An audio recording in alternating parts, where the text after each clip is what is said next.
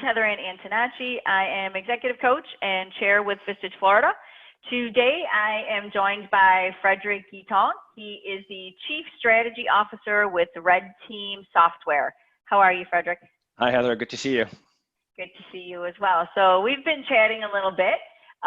Very, very interesting story and an industry that you operate within. So let's get right to it. I mean, I want you to tell everyone that's listening or watching, about Red Team Software, and really your journey and how you ended up where you are with the company. Well, we're going to have a long time for that. Yeah. This is going to be a great story.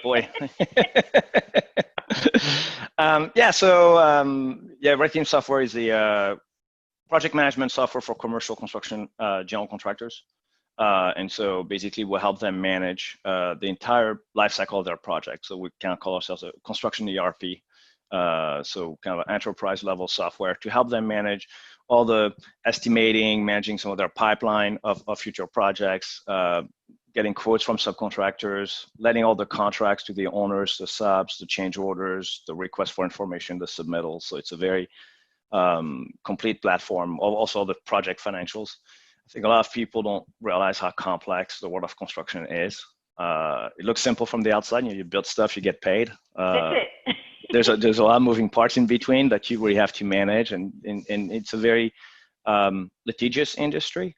So you really have to capture all the information as you interact with different parties to make sure you're fully protected and not get stuck having to pay for things that's not your responsibility, or having to do work without pay as well. So there's a lot of risk that's involved in the construction industry. So we help mitigate that risk and help GCs sleep better at night, basically. Okay. How did you end up with Red Team? So tell us a little bit about your background and the role. Chief Strategy Officer is a very interesting title. So let's talk about that a little bit. So my background, I went to school for chemistry. I'm actually a chemical engineer by trade, but I did all my schooling in Europe. If you can't tell with that slight accent, I moved here from France. I caught a little bit of an accent there. Yeah, of course, you probably think I have one too, so that's okay. Yeah, no, actually, no, it's not bad. But I moved here in 1996, and kind of a journey through different jobs, but ultimately involving different business startups, also raising capital for companies or projects and things like that. And so I was blessed in terms of having all these opportunities, which kind of came together and having I think a decent sense of looking at a business from the outside, kind of whatever the business itself is, to try to figure out what's the approach the business could take based on the goals that the owners have for that business. And so that's how I joined Red Team at a company, and I did some work with Red Team, and we kind of defined a plan, and they asked me to kind of become part of the leadership team to help them see it through. And it's been a blast. And what's been best for me about Red Team is, a lot of software companies call themselves software companies. And Red Team is a software company that calls itself a construction company, because we're clear that the industry we're in is construction, not software. And I think having that clear really helps us be, I think, kind of unique in the marketplace. Is that something that, so when you talk about, marketing, because I know marketing, responsible for marketing for Red Team as well. So is that something that you have to really focus on differentiating between, Red Team is not a typical software company. Right. It's a construction company that happens to, operate in the software part of commercial construction. I mean, do you put a lot of focus on that in your marketing strategy? Absolutely. Yeah. What happens is, if you're an outsider to construction, I think you'll come in with a lot of preconceived views of kind of the world and preconceived views of the industry. And until you've had a few sleepless nights, managing construction projects, which I've done. So I've been my own GC on projects. Everybody in the leadership of Red Team has actually either been a project manager or an owner of a construction company, or did projects where they're subcontracted out and that kind of stuff. So for us, this is not a kind of a third-party view of the world that our clients live in. We've actually had that sleepless night going, oh crap, does the sub know what they need to do tomorrow? Because if they don't do it, then I'm holding the bag and I got to pay for that. And so, for us, we talk with our team to make sure that they understand, when you ask a question, it's not about what button to click. It's more, well, what is the desired outcome? What are you trying to validate? What are you trying to accomplish with this task here? And so trying to understand that is more important for us than trying to click the right button at the right time. I think you can design that, but you have to be really focused on the outcome, and that's how we try to think about it. And we definitely, put that forward a lot. So a lot of our marketing is around how does a construction company, manage this current market, right? With the pandemic we're in, certain markets, construction was stopped, employees' lives are disrupted, the kids are out of school. There's a lot of moving parts you have to consider here. And do people come in the office or not? So because we're SaaS software, we allow companies to work entirely remotely, which has been helpful. But really trying to get ourselves in their shoes. Like we have companies in Pennsylvania where construction sites were shut down and they went to remobilize. The one project was on the 15th floor of an office building, and they could only put one employee per elevator trip in order to respect social distancing. Oh, wow. So just to mobilize the job every morning was 2.5 hours. So who pays for that? Just to get everyone up and down the elevator. Yeah. So you have a lot of logistical things that people don't always think about. Yeah. The construction industry has to really manage very tactfully, and also make sure that, who's paying for all that time, or do you stage the employee time, and when does the clock start for them? You have to manage all that stuff. So you kind of opened the door there, and I was going to ask, just about, where we're at, with the pandemic and COVID-19. And at the beginning, how much did it change how you did business at Red Team Software? How much did you have to shift, or maybe not much at all? So now, there were some logistical changes, meaning, people work from home now. And we're going to remain that way. We don't intend to require employees to come back physically in the office for two reasons. One, we think it's the right thing to do. But two, it works. The employees have done an amazing job at being able to work from home and maintain all the performance levels that we expect from them. So it's been great from there. So that's been a true change, right? Because on a Thursday at 4 we made the call, and on Friday at 9 no one was in the office, right? So it was not like one of those things like we're going to plan for it for 2 or 3 weeks and that kind of stuff. And now we knew it was like, we had a sense. So we had already done surveying to make sure we had like proper internet access. Did they have the right tools at home? Did we need to buy additional screens and things like that? So we had for 2 weeks kind of thought about that. But that was fast. On the customer side, I would say that, the conversation shifted, right? Okay. But they shifted geographically. So you had to know if you were in New York in April, or you're in Florida in April, right? Those were two different worlds in the way the risks were viewed and measured, and what constraints exist in your marketplace. So we had to be a lot more sensitive to geographically where clients were and what conversations we're going to have. Existing customers, that were coming up, let's say for renewal, offering more flexible terms to help them kind of navigate through a period where they may have no revenue because they can't work.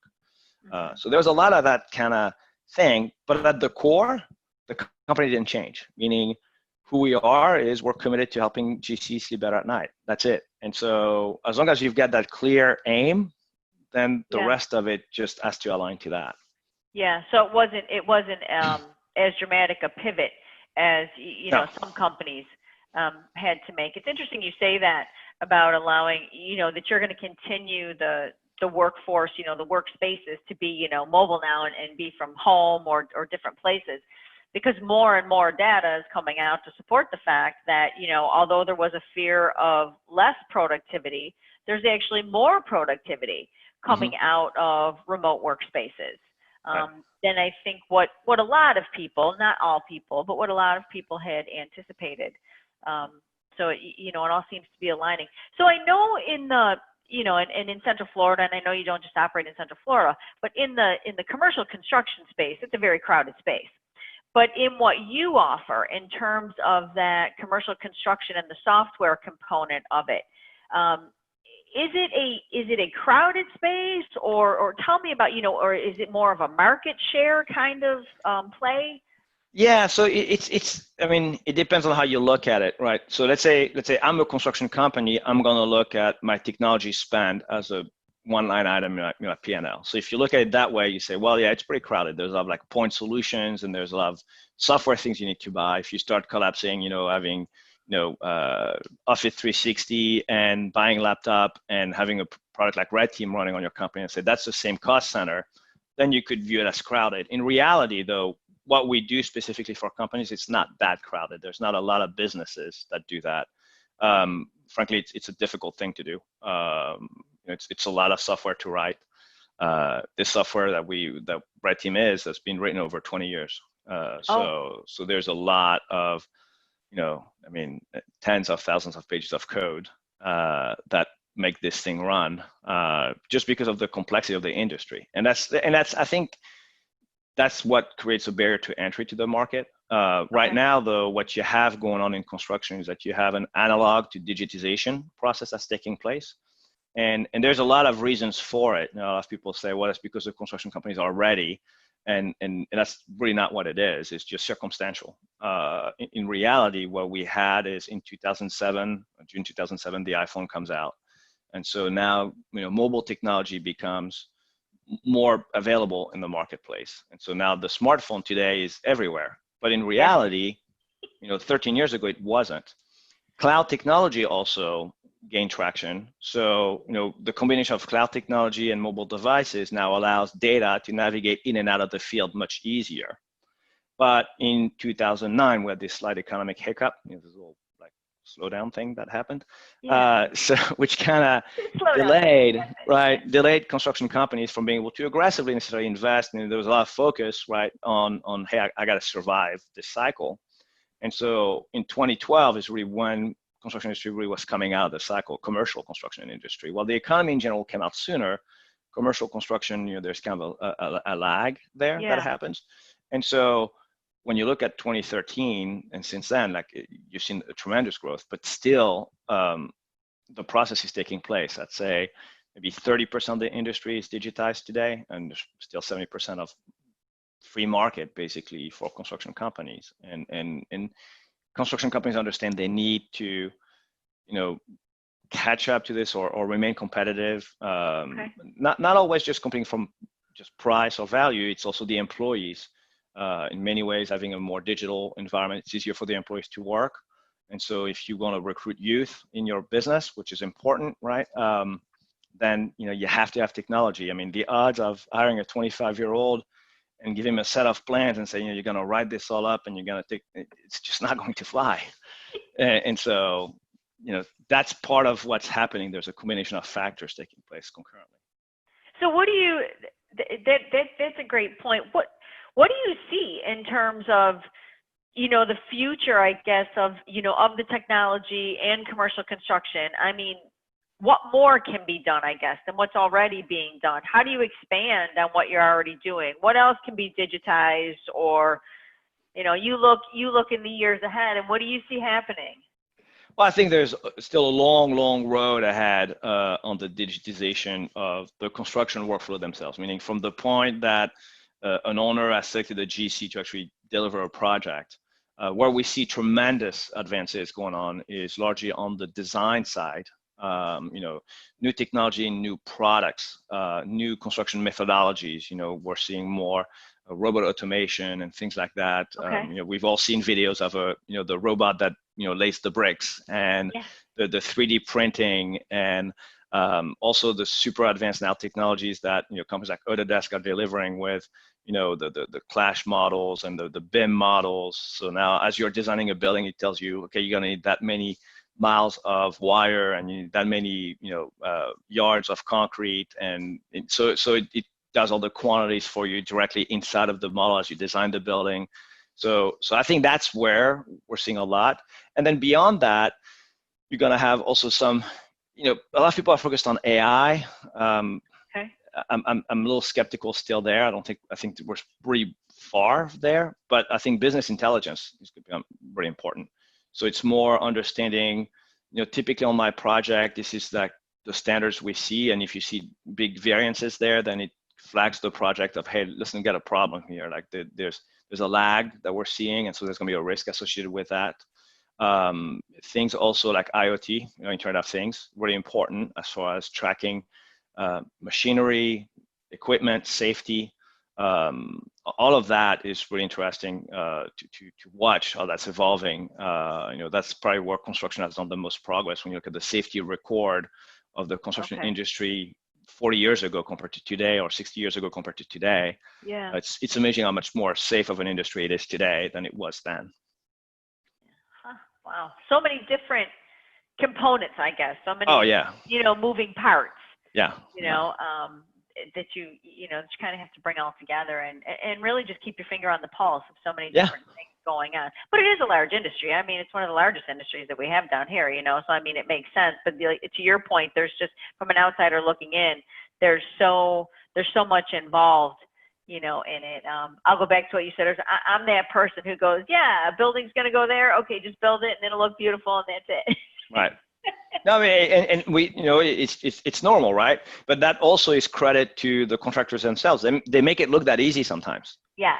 Yeah. And so that's the part. Like, I have tremendous respect for what the industry does. Like, I love, and I'm still like, I'm 46 years old. Like, the other day, I was videotaping on I-4 because it was like the big cranes, and looking at what they're doing, I was like, it's just insane. Like, they build these overpasses, and you've got this piece of metal that's been hanging over there for 3 weeks, and somehow the other ones come together, and within, probably a quarter of an inch, it all lines up perfectly. And it's just, I just find it incredible what the industry can do. And the world keeps changing, right? I mean, you think about, people say, well, the construction industry is going to slow down and this and that and the other. And it's not, it's totally unrealistic, because we're changing as a society. So the needs for the society is changing, and someone's got to build it.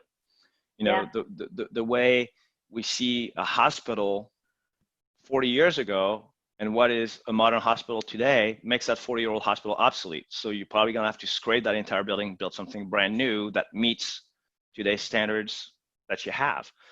So there's a whole lot of considerations, even the way we deal with transportation. Uber,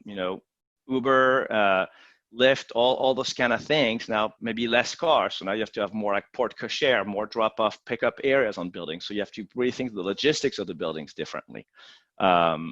There's all this neat stuff. I mean, seawalls is a big, massive concern. There's the argument of, the oceans going up. And so now how do you protect that? And so, I look at the construction industry as a very bright long-term industry that's going to continue to adapt, I think, that they always have. Well, it evolves. It evolves based on, how society evolves, and changes. I mean, to your point, like you said, look at if you compare a hospital, 40, 50 years ago to a hospital now, in every regard, I mean, in terms of, how it's architecturally designed, I mean, how it's built, the things that are important now that weren't even thought about back then, and maybe some of the things that were important then that are obsolete now. Just kind of listening to you, and you and I talked a little bit, before we started here at the beginning, but where do you draw your inspiration from? I mean, obviously you have passion and enthusiasm for the construction industry and all of that, but where do you actually draw inspiration from? Or who's kind of inspired you through this journey? Oh boy, it's a loaded question. I think that, I mean, there's always a few elements, but I've always looked kind of at my dad, quite frankly. So kind of make a long story short, my grandfather passed away in 1968, so I never got to meet him. My dad was 20 years old, and he actually adopted his siblings and became their father. And so he got to be a father twice in many ways. Wow. So he got to actually train on his siblings and probably hopefully perfect it somewhat with us. And one of the things that was always clear to me about how he thought about what motivated him is to make sure we had choice. That, he's like, I have to be able to trust that I did a good job at some point in time and let you guys fly on your own. And he goes, and so the way I think about what motivates me from a personal perspective is doing the right thing to give people around me choice. It's not just my kids, actually, even the companies that my employees, companies we serve, is to have complete transparency with what's possible. And it's not personal. If people will make sometimes the wrong choice, or the choice we wouldn't make, or the choice we'd rather they didn't make, right? There's all that kind of thing that happens. And being able to not getting hung on it, and being able to just stay committed to them. And so, my inspiration has always been that, because he's been one of those guys that just had that complete clarity without making a big deal out of it. It was just kind of second nature about how he functioned. The other part is, I became a U.S. citizen in 2009, and I obviously July 4th is tomorrow, right? So I'm kind of telling when we're recording this. I'm a huge fan of entrepreneurship. I'm a big believer in it. I have tremendous respect. I think the world is built on the shoulders of entrepreneurs. Someone at some point of time had to start whatever business there is. Someone Absolutely. had to think about, even the government that we've created has been some kind of an entrepreneur, right? I said, well, we're going to create something out of nothing, right? Yeah. It's not always perfect, but nonetheless, there's still that spirit of creating something. And so I love being able to be part of that story and helping entrepreneurs succeed. And there is no more entrepreneurial industry to me than the construction industry. I hear people going like, oh, I take a lot of risk because I do investing. And I was like, okay, so you could lose money you had. The construction guy can lose money he never had, because they personally guarantee the performance on the projects.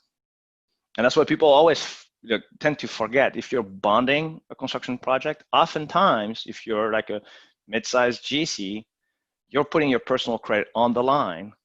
And so if you don't deliver, they can come after your personal assets. That's entrepreneurship. That's really, and I think that it motivates us as a company to do right by them, to help them succeed, so that that risk is as low as possible, and they can provide, for themselves and their family. What would you, so talking about, entrepreneurs, just entrepreneurship in general, what would you tell, a young entrepreneur, whether it was someone who just graduated from college, or someone who's been out of college and worked for companies and now wants to start their own business based on a passion that they have? Or what would be the piece of advice that you would give someone right out of the gate? Yeah, so I love that you use the term passion. I would tell them, don't follow your passion. Don't do that. Don't follow your passion. No. I think passion is a hobby. I think you have to follow purpose. You have to be crystal clear as to what outcome you want to produce for someone else. Like I'm passionate about cycling. Like I love riding bikes, and I love Tour de France and all that kind of stuff. This is interesting. It's fun. It's a passion. My purpose, though, is helping entrepreneurs succeed.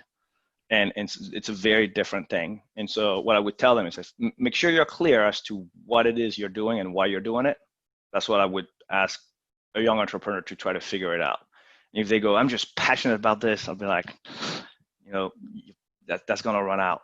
Yeah, that's great. Are you familiar, Frederic, with Japanese? It's part of the Japanese culture. It's called Ikigai. No, I'm not. So Ikigai, you just kind of led me into that. Ikigai is the belief, well, it's the reason why you get up in the morning. And there's 4 components to it. It is, find something that you're passionate about, so find your passion. Mm-hmm. But that passion has to serve a purpose. So how can it benefit society? Mm-hmm. Are you really good at it? Mm-hmm. And can you get paid for it? Yep. So it's 4 components. It's passion, purpose, profession, and vocation. And it really just kind of goes back to what you said. Right. Because, to your example of cycling, you can be passionate about things, but if it doesn't serve a purpose other than to bring you joy at different moments in your life, and how can you serve others with it? And how can you honestly make a living off of it, right? Right. And that's actually leads to probably even intertwine with that advice, right, is be honest with yourself. When no one's around, it's just you and your mirror, what can you say with a straight face? No, you're not lying. Yeah, that's a great point.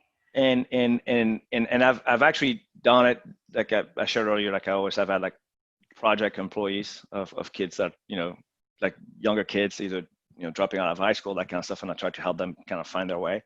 And I often tell them, I go, in your mirror, it's not just look at yourself, it's actually say it out loud. Look at yourself, like look at yourself in the eyes and say it out loud and see if you can live with yourself when you say it. And I'm telling you that if you're not straight with yourself, you'll know. Yeah. You cannot, you will absolutely know that's true. If you're kind of BSing yourself, I mean, like one of them was like, oh, I just want to be in a band, that kind of stuff. Like, is it a feel-good story? Is it something you really feel you have the skill and the drive to do it? I mean, it's just kind of that stuff. Is it pipe dream or is it reality? Is it something that just sounds good? And it was really interesting to see that person kind of really work through that thought process. And by the way, I think that exercise works in everything at every age. Okay. It works it works in business, it works in marriage, it works in parenting. There's sometimes, I mean, I have kids. I have a 9-year-old, 11-year-old, and a 13-year-old. And there is things sometimes I would say in the moment of something that I'm not happy about, for example, and I'm gonna have to check myself and go, okay, like, is it really what I believe or not? And sometimes I gotta go take it back, and go, that was too hard on this one, because I was probably 10 times worse than you were, and being straight there, like, instills a confidence in them, in you, and a trust, and then actually you get to know more, and you get to know them, and you don't end up with this kind of situation where, like, I know they're playing me all the time, but I don't know what they're playing, so now I don't trust them, and I've seen so many kind of sad stories around that. So, and it's the same in business, it's the same in customer, business providers. I mean, to me, it's relationships. I was just going to say, it's all about relationships, right? For sure. It's the relationship you have with yourself, yep. which is equally as important as the relationship, that you have with, your children. I mean, your yep. spouse, your business partners, your customers. So it really is all about, relationships. So yeah, that's an excellent point. And I admire what you do, like you said, your project employees. We talked a little bit about that. Can I ask you, how did you actually get started with that? Like, do you remember who the first project employee was that you had? So it wasn't a project employee, actually. Okay. I wouldn't call it that, but it was a friend of mine that I met in college. I wasn't going to that college. When I moved to France, I actually stayed out of college, but I wasn't going to college there. Long story. This podcast part 2. Yeah, we'll leave that one there. But I had a guy who I really, really liked, and he had a job, and things were not going quite well. And we talked, and we went out one night, and he's kind of like, I'm miserable. And I was like, just come work with me. And he goes, well, what am I going to do? I'm like, I don't know, but we'll figure it out. Like, we'll just come work here. And what's cool about it is that this guy is still in the industry I got him in. He's doing really well. He's happy. We're the same age. So he wasn't a project, but I got so much personally out of it. Like, I talk with him regularly. And so then, so he started doing well and got his position figured out and that kind of stuff. So then I brought another friend of mine in. And so I've kind of always done it. So it wasn't always, sometimes, when I was in my early 20s, it was an early 20-year-old, right? And now that I'm in my mid 40s, still, like, in late teens, early 20s, it's still that same person, basically, right? Yeah. That just needs kind of a leg up. That's good. That's a great way to, pay it forward, give back, whatever you want to coin. I think there's more in it. I think there's more in it for me than there's for them. Yeah. Just so there's yeah, absolutely. I personally get so much out of it that it's all upside. That's why you keep doing it. Yeah. I mean, obviously, all of it. That's why you keep doing it. So, and that first person may not have technically been a project, right. But certainly, it seems like what opened the door for you. Into, I don't know, I guess kind of giving that other part of yourself back. So that's great. That's a great story. So I want to wrap us up here, but there's so much to know about Red Team software. And again, I didn't know a lot before, you and I connected and kind of started this process. If someone wanted to find out more about Red Team software, what's the best way they can do that? I mean, contacting you, a website, Yeah. what would be the best direction? The website is redteam.com, so it's pretty easy to remember. Okay. But if you go to the website, there's a live chat, and you can say, I want to talk with Fred if you want to talk about anything. Frankly, I'm always happy to chat with other business people and that kind of stuff. If you want to learn about the software itself, we have a whole team. And typically, you chat with them, and they'll give you a demo of the software and that kind of stuff. But if you want to chat with me first, you're welcome. You can email me at fguitton, FGUITTON @redteam.com. So okay, perfect. Pretty easy to find out there. Yeah, no, that's right. And you're also on LinkedIn. Absolutely. So if someone wants to connect that way, that's fantastic. Well, thank you. So this has been a pleasure again here with Frederic Guitton from Red Team Software. This has been really enjoyable. I've learned a ton. Thank you, Heather. Thank you so much for spending some time on your Friday with me. Have a very safe and happy holiday weekend as we move into the 4th here. Yeah, and again, thank you so much for being with me on the podcast. Awesome. Thank you so much. Take care. All right. Bye-bye.